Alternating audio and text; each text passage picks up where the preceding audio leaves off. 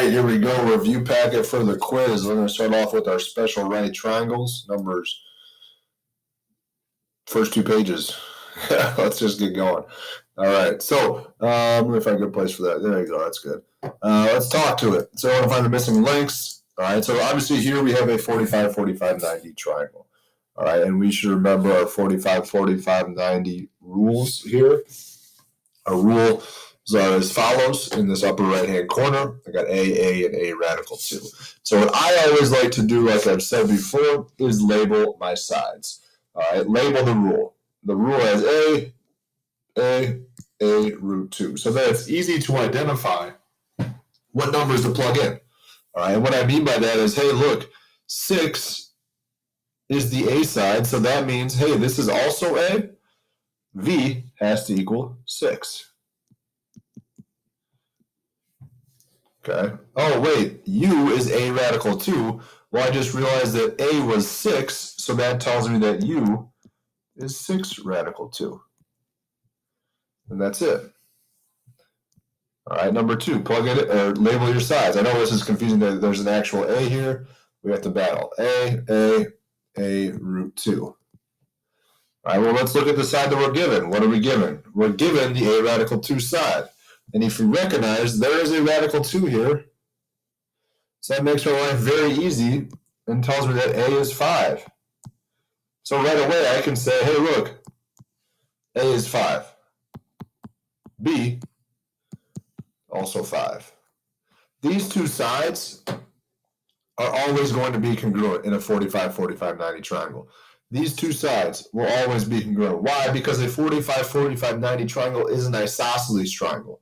Isosceles triangles have 2 congruent sides, so these 2 sides will always be congruent. No matter if it's just a 6 or if it's a 6 radical 2 on these 2 sides, whatever the case may be, they're always going to be the same. So let's think about that for a second here. All right. Oh, well, I guess we don't really need to know that for number 3, but number 4 we will. Okay, so I have A, and A radical 2. Oh, look. The 3 is attached to the radical 2, so that means 3 is A. So boom, I know M is 3 and N is 3. I'll say that again. The 3 is attached to our radical 2, so that means 3 is A here. All right. The only reason that it matters that 3 is attached to the radical 2 is because in our rule, this side is a radical 2. So if we look here, in number 4, it's a little bit different. In number 4, I have my sides A, and A radical 2. Well, I recognize that this has the radical 2 on it, but in our rule, that only tells me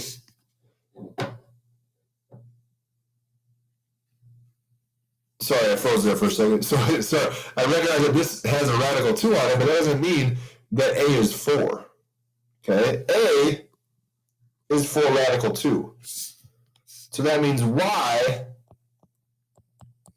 is 4 radical 2. A is the value that's going to appear twice. 4 radical 2 will appear twice because these 2 sides are congruent. Our X value is going to be a little different. Our X value is going to be 4 radical 2 radical 2. Because 4 radical 2 is A, I'm going to plug that in here into our rule. All right, so I have 4 radical 2 times radical 2. Rad 2 times rad 2 is 4 root 4, which is 4 times 2. So X equals 8. Okay. Let's keep going with number 5. All right, number 5 looks really weird. All right, don't be intimidated by the fraction. I have 5 root 2 over 2. I can think about this as it's the same thing as 2.5 radical 2. All right, that's how I'm going to think about it. It's a decimal. All right, so again, label my sides. A radical 2. Well, if this side is 2.5 root 2, then Y is also 2.5 root 2. That means X is 2.5 root 2 times root 2, which we know is 2.5 root 4, which is 2.5 times 2. So x equals 5. This part that's in blue here, the 2.5 times root 4, 2.5 times 2, you could probably do in your, some of you may be able to do that in your head, and that's totally fine. I'm just showing the step-by-step how we get there, because if I jumped to this, if I just jumped to the answer of x equals 5, some people might say, what the heck? Holy buckets, what did you just do there? Wow. All right, I'm going to stop there, and I'm going to pick up with the 30, 60, 90s.